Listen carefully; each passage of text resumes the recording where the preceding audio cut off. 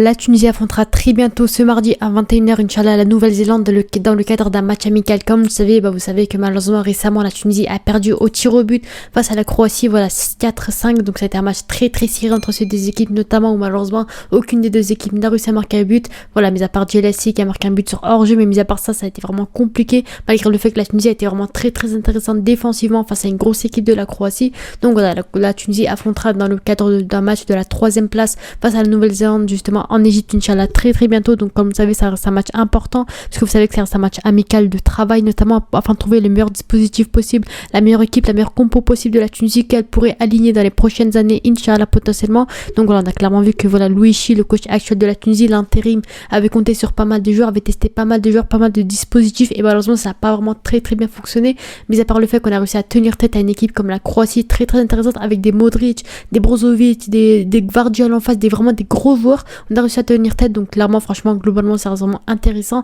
Et derrière, on affronte très bientôt la Nouvelle-Zélande qui a notamment perdu contre l'Égypte récemment.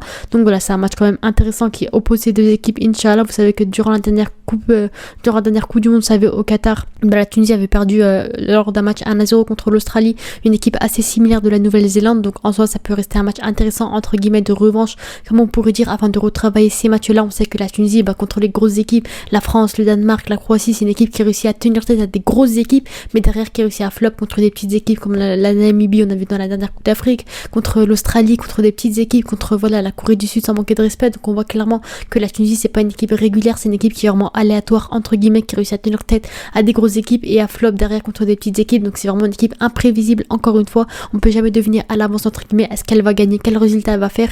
Donc clairement, ça reste un match intéressant de travail, encore une fois. Donc voilà, on a clairement vu que lors de ce match contre la Croatie, c'était un match intéressant avec pas mal de joueurs testés. On a clairement vu la compo qui a été alignée justement par Louis Chi, encore une fois, une compo assez défensive. Donc clairement, sur le papier, ce n'est pas vraiment très très intéressant. Encore une fois, on voit clairement qu'ils partent défaitistes, encore une fois, parce que pour partir dans une compo comme ça avec 5 défenseurs, c'est clairement pour être défaitiste, encore une fois, avec un milieu défensif. Donc clairement, on a posé le bus devant les cages, faut pas se le cacher, on va pas mentir non plus.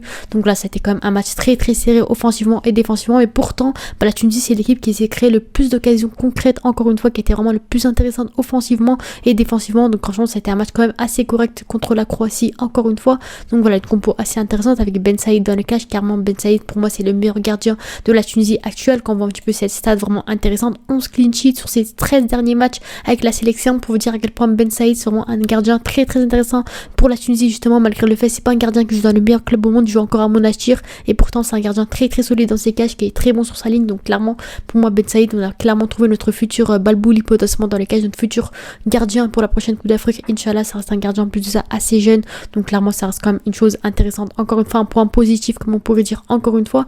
Mais voilà, pour venir un peu dans la compo, on a clairement vu voilà Keshrida sur le côté droit et Abdi sur le côté gauche. Certes, voilà, les latéraux, ça bouge pas forcément d'habitude, c'est clairement nos futurs latéraux, encore une fois. Voilà, en défense, on a vu Dylan Brown qui a fait son retour avec la Tunisie, encore une fois en tant que capitaine, il me semble. Donc clairement, c'est un défenseur intéressant qui a fait son retour avec le Servette en Suisse, et franchement, pour moi, c'est un défenseur qui mérite bien sûr son retour avec la Tunisie, encore une fois. Il a retrouvé son niveau, entre guillemets, donc pour moi, clairement, c'est mérité, encore une fois. Et cette fois-ci, il a aligné Oussama Haddadi et Djelassi, tout simplement. Donc personnellement, j'ai vraiment été surprise par le niveau de Djelassi. Encore une fois, clairement, c'est pas un joueur sur lequel on pouvait le plus compter. Voilà, c'est pas un grand joueur, comme pour dire. Pour moi, c'est clairement un remplaçant. Encore une fois, il a été aligné en tant que titulaire au dernier match, et pourtant, il a fait un match assez correct. Pour moi, clairement, c'est bien plus intéressant que Merih, par exemple. Donc clairement, pour moi, Djelassi, ça peut être un bon défenseur en tant que remplaçant. Franchement, j'ai été quand même assez convaincu de sa performance, notamment son but malheureusement refusé sur hors-jeu, mais clairement, franchement, il a fait une bonne perf. Et Oussama Haddadi, voilà, lui, clairement, pour moi, c'est pas un joueur que j'apprécie vraiment, vraiment. De base, lui, c'est plus un latéral gauche, on va pas se le cacher.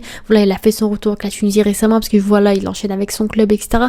Mais clairement, c'est pas vraiment un défenseur que j'apprécie énormément, encore une fois. Pourtant, il a fait, voilà, on va dire qu'il a fait son taf en défense. Il a pas été hors norme non plus. Il s'est pas vraiment illustré aux yeux de tout le monde, mais clairement, il a fait un match assez correct, comme on pourrait dire, encore une fois.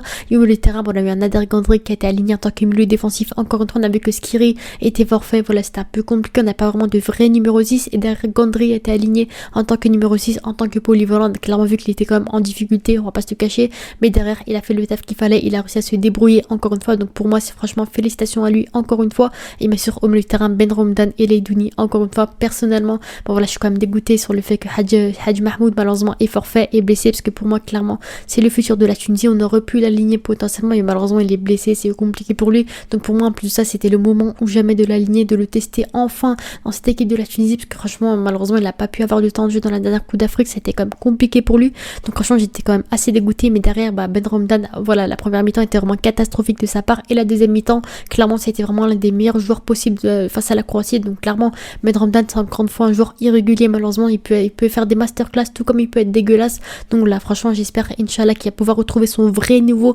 justement avec l'équipe de la Tunisie encore une fois, et Leidouni qui a été comme intéressant, correct on va dire entre guillemets, et en attaque en pointe franchement c'est vraiment notre plus grand fléau avec Achouri et Hamza Rafia. Voilà, Hamza Rafia il a quand même fait un beau match, on va pas se le cacher, il a vraiment été intéressant, et derrière Achouri on voit qu'il est encore en difficulté avec la Tunisie, certes voilà, le poste de numéro 9 et demi, milieu offensif, c'est pas vraiment son vrai poste encore une fois, mais derrière malheureusement il a pas pu faire le taf qu'on lui demandait, c'était quand même compliqué pour lui encore une fois. On a clairement vu qu'avec la Tunisie franchement il s'est pas encore adapté sous le maillot tunisien, c'est encore compliqué pour lui encore une fois. Après certes ça peut être compréhensible parce qu'il n'a pas de vrai numéro 9, il n'a pas de milieu de terrain vraiment pour l'accompagner, encore une fois c'est quand même compliqué pour lui, mais derrière franchement niveau dribble, niveau course, niveau passe, c'est quand même on voit clairement qu'il est encore en difficulté, donc j'espère Inch'Allah qu'il va bientôt pouvoir s'adapter avec la Tunisie encore une fois. Donc voilà, derrière on a eu quelques remplacements, clairement j'ai quand même été assez déçu de la part du coaching justement de Louis Chips, parce que clairement que 3 remplacements pour un match amical, et voilà on dirait qu'il jouait sa vie, on dirait qu'il jouait la Coupe du Monde. Clairement pour moi on aurait pu tester bien plus de joueurs comme des Elias Saad, comme des Amin Cherny, des Moratez Zadem, des Sami Chouchan. Clairement il y a pas mal de joueurs intéressants à tester, Faisal Manaï, voilà il y a pas mal de joueurs intéressants à tester, mais derrière il ne fait que 3 remplaçants pour ça, pour faire entrer voilà des Jaziri, alors que ça sert à rien, ça fait des années que je joue avec la Tunisie. Clairement pour moi Jaziri ça sert plus à rien de le tester avec la Tunisie. Ayman Ahmed, voilà, changement de gardien qui a été quand même assez intéressant, qui a quand même voilà il a fait le taf qu'il fallait. El Taïef bien sûr l'un des plus grands cracks, voilà le futur de la Tunisie, la future génération de la Tunisie encore une fois, mais pour moi clairement il y avait bien plus de changements à faire qu'on voit par rapport à la Croatie. Clairement eux ils ont fait leurs 6 changements, ils ont été intelligents, on va pas se le cacher, voilà ils ont testé un maximum de joueurs, des joueurs qui font leur retour, encore une fois ils ont testé des stratégies, pas mal de choses, eux au moins ils ont compris le concept de match amical, de tournoi amical. Encore une fois Louis on dirait clairement qu'il jouait sa vie sur ce match-là, il jouait une finale de Coupe du Monde, voilà une défense à 5, un milieu défensif, que 3 changements, franchement pour moi c'est clairement n'importe quoi. Encore une fois j'espère vivement qu'on trouve un vrai coach pour la Tunisie Inch'Allah, parce que clairement ça va vraiment pas le faire comme ça avec un intérim qui franchement il fait pas les changements qu'il faut, c'est un peu compliqué, pas de vraie stratégie sur le terrain etc. Mais en tout cas pour moi il y a vraiment des joueurs qui m'ont convaincu, pas mal de joueurs comme des Djilassi vraiment qui a été intéressant, des Hamza Rafia encore une fois qui prouve encore une fois qu'il mérite vraiment son rôle et son statut au sein de l'équipe nationale encore une fois. Mais derrière voilà qu'on voit un petit peu les notes du match selon SofaScore, bien sûr c'est pas des vraies notes on va dire sur lesquels on peut prendre exemple, mais quand on voit un petit peu les notes de SofaScore, donc attendez je reviens un petit peu sur les notes de SofaScore, quand on voit un petit peu voilà les notes aussi que certains médias ont pu donner justement sur Twitter, voilà avec Achouri et Rafia clairement qui a fait un bon match 7,6 malgré le fait qu'il n'ait pas été décisif etc. Pourtant il a quand même reçu une bonne note pour vous dire à quel point il y a des joueurs qui peuvent clairement faire la différence. On a bien sûr des Dylan Brown qui ont fait la différence également, des Ben Saïd qui pour moi c'est mérité aussi qu'il ait la meilleure note bien sûr de ce match là, il nous a de nombreuses fois sauvé lors de ce match là. Et derrière on a des joueurs qui ont des notes un peu moins bonnes, un peu plus compliquées, comme des Kishrida, comme des Ben Romdan, comme pas mal de joueurs qui malheureusement n'ont pas vraiment fait le taf justement au sein de l'équipe nationale, encore une fois au sein de cette équipe du match justement face à la Croatie. Encore une fois c'était vraiment très très compliqué, donc franchement j'espère qu'on va pouvoir retrouver pas mal de joueurs, un meilleur dispositif possible sur ce prochain match Inch'Allah, parce que voilà il y a clairement des joueurs qui pourraient mériter bien sûr leur sélection au prochain match, leur première titularisation au prochain match Inch'Allah. Donc voilà clairement pour venir un peu sur les stats de SofaScore, on peut venir un peu sur les notes comme Ben Saïd, comme pas mal de joueurs qui ont reçu des bonnes notes. Encore une fois Oussama Hadedji qui n'a pas été intéressant, c'était quand même compliqué pour lui. Donc voilà personnellement il y a des joueurs sur lesquels comme je le dis que j'étais vraiment impressionné, comme Béchir Ben Saïd, comme Dylan Brown, comme pas mal de joueurs également. Et quand on voit un petit peu les stats du match, on voit clairement que malheureusement la Croatie avait bien plus de possession par rapport à la Tunisie, on était 100% défensif, c'était vraiment bien plus compliqué. Donc voilà clairement franchement quand même assez déçu, encore une fois pas mal de choses pas ouf, encore une fois beaucoup de fautes, beaucoup de choses ratées, c'était quand même compliqué de la part des Tunisiens, mais derrière ils ont réussi à tenir avec un très bon gardien dans les buts, donc franchement il n'y a rien à dire là-dessus encore une fois. Mais voilà, pour venir un peu sur les stats, pour venir un peu sur la liste encore une fois, personnellement j'ai vraiment des joueurs à aligner sur ce prochain match face à la Nouvelle-Zélande, encore une fois des joueurs à tester potentiellement. Donc voilà, bien sûr je mettrai bien sûr Béchir Ben Saïd si possible dans les cages. Encore une fois, personnellement il y a des joueurs sur lesquels je m'attends un peu, j'espère Inch'Allah qu'ils joueront face à la Nouvelle-Zélande. Encore une fois, on sait clairement que la Nouvelle-Zélande c'est vraiment rien à voir niveau football par rapport à la Croatie. Encore une fois, le niveau de jeu il est bien plus faible, sans la manquer de respect bien entendu. Donc là c'est le moment où j'aimerais de tester un maximum de joueurs, encore une fois comme des Amin Cherny, comme des Guez Zerlouni, encore une fois comme potentiellement des Sami Chouchan qui pourraient être intéressants, encore une fois des Faisal Manaï, comme des Elias Saad, comme pas mal de joueurs également. Donc si je dois vous donner un peu la compo dans laquelle je m'attends un peu pour ce prochain match, Inch'Allah, une compo assez offensive, on va pas se le cacher, parce que quand même c'est un match à prendre entre guillemets avec des pincettes, un match où il faudra quand même se donner à 200%, encore une fois afin de prouver encore sa place au sein de l'effectif tunisien, encore une fois, parce que franchement les places elles sont même pas officielles, hein. Il y a pas mal de joueurs qui n'ont pas leur place officielle et garantie dans cette équipe de la Tunisie, encore une fois. Donc si je dois vous donner un peu ma compo,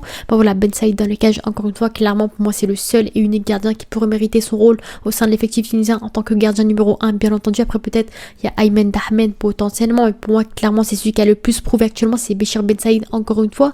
Voilà, une défense avec Amin Cherny sur le côté droit, clairement j'espère voir Inch'Allah Zerlouni ou Amin Cherny sur le côté droit, parce que voilà, Keshrida on le connaît, c'est bon, ça sert à rien de forcer avec lui, on le connaît, ça reste un bon latéral droit. Clairement pour moi Keshrida c'est un bon latéral droit, mais clairement il lui faut cette concurrence. Pour moi franchement le moment où il sera très très bon, les seuls moments où il est vraiment bon, c'est quand il a cette concurrence. Clairement quand il avait la concurrence avec Mohamed Dragueur à l'époque, clairement il était vraiment à son prime, il était vraiment à 200%. Mais là depuis quelques temps, depuis qu'il a plus de concurrence, depuis qu'il est vraiment tranquille, il est assuré sur le poste de latéral droit, il a baissé son rythme, c'est devenu un peu plus compliqué. Donc clairement pour moi Amin Cherny ou Guez Alouni, clairement il pourrait mériter ce rôle justement de latéral droit, justement à latéral gauche Ali Abdi, encore une fois, et une défense Nader Gondry, Dylan Brown. Pour moi clairement c'est les seuls qui pourraient assurer justement ce rôle, justement en tant que défenseur central. Potentiellement Nader Gondry qui s'est relancé, encore une fois, qui a montré de belles choses lors de la dernière Coupe du Monde avec la Tunisie. Clairement pour moi Nader Gondry c'est vraiment un bon défenseur, encore une fois, qui a réussi à se relancer, tout comme Dylan Brown, encore une fois,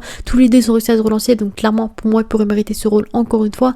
Au milieu de terrain j'aimerais bien voir un Leidouni potentiellement en tant que numéro 6. C'est pas vraiment que j'aimerais le voir à ce poste là, c'est juste parce que on n'a pas vraiment de vrai numéro 6 tout simplement. Et bien sûr des numéros 8 comme des Hamza Rafia et des Sami Chouchan potentiellement. Pour moi clairement j'ai envie de voir un Sami Chouchan qui pour moi montre franchement depuis le début de saison il prouve avec les jeunes de Brighton, et clairement pour moi c'est son moment justement de prouver avec la Tunisie. Encore une fois il y a beaucoup de concurrence au milieu de terrain, je sais, mais clairement Sami Chouchan pour moi il a les qualités, les compétences qu'il faut afin de trouver son rôle, sa place au sein de l'effectif tunisien tout simplement. Et Hamza Rafia bien sûr sans aucun débat, sans aucune concurrence, pour moi clairement c'est le meilleur milieu de terrain actuel de la Tunisie. Donc franchement il n'y a aucun débat là-dessus, clairement le mettre en tant que titulaire, potentiellement en tant que numéro 8, en tant que numéro 10 potentiellement offensif, parce que franchement on sait clairement que contre la Nouvelle-Zélande faudra jouer vraiment offensif, marquer un maximum de buts. On sait que franchement c'est pas le point fort de la Tunisie et l'attaque, franchement c'est compliqué, mais clairement pour moi il faut vraiment se forcer, vraiment trouver les moyens possibles afin de marquer un maximum de buts tout simplement.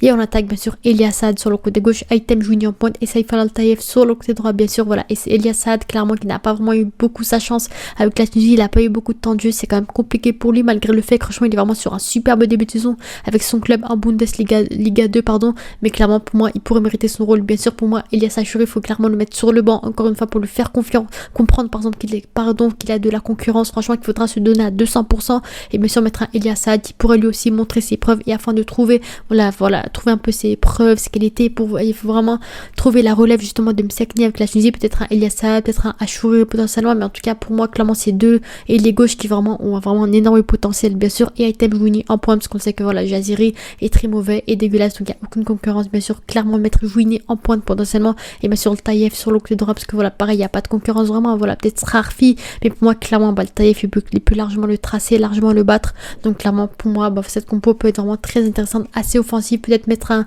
Hamza Rafia comme je vous ai dit en tant que milieu offensif potentiellement afin de dépanner. Mais en tout cas pour moi clairement cette compo c'est une compo à travailler, un dispositif intéressant qu'on pourrait voir encore une fois. En tout cas tout ce que j'espère c'est pas avoir une compo vraiment dégueulasse comme celle-ci, hein. Franchement très très déçu de la part de cette compo, franchement elle a aucun sens. Encore une fois clairement j'ai vu la compo, je me suis dit mais c'est quoi ça, rappeler Jalel Kadri dans ces cas-là, c'est quoi ce truc. Voilà Djelasi Adedi, voilà Djelasi certes il a fait un bon match quand même, on va pas se le cacher, on va pas le cracher dessus non plus, mais voilà Adedi c'était en 2015, Nader Gondry en tant que numéro 6, voilà Elias Achouri buteur alors qu'il y est plus, et Elias c'est un joueur rapide, technique rapide, dribbleur qui fait des centres, et lui lui le meilleur buteur, Hamza buteur. Donc clairement pour moi c'est n'importe quoi, vraiment mettre un item Juni potentiellement en tant que numéro 9, bannir Jaziri. Je préfère même voir un Elias Saad en tant que numéro 9 plutôt qu'un Jaziri, parce que pour moi ça sert clairement à rien en tout cas. Donc voilà, peut-être un Faisal Manaï qui peut être intéressant. Encore une fois, c'est un joueur que j'aimerais voir également. Voilà, peut-être un Morata Zadem qui fait vraiment un bon début de saison en Égypte également. Donc clairement, ça peut être vraiment des choses intéressantes qu'on pourrait tester. Encore une fois, mais pour moi, le plus gros truc que j'aimerais voir, c'est si possible, bien sûr, un Amin Charni ou un Ghazi Alouni sur le côté droit qui pourrait être vraiment très intéressant. C'est deux jeunes joueurs très intéressants qui prouvent avec leur club en ce début de saison. Donc clairement, pour moi, ça peut être vraiment une chose intéressante. Encore une fois, qui pourrait être les concurrences potentielles de Keshrida potentiellement dans les années à venir, Inch'Allah. Donc voilà, c'était Mignon. N'hésitez pas à vous abonner et à la prochaine. Ciao.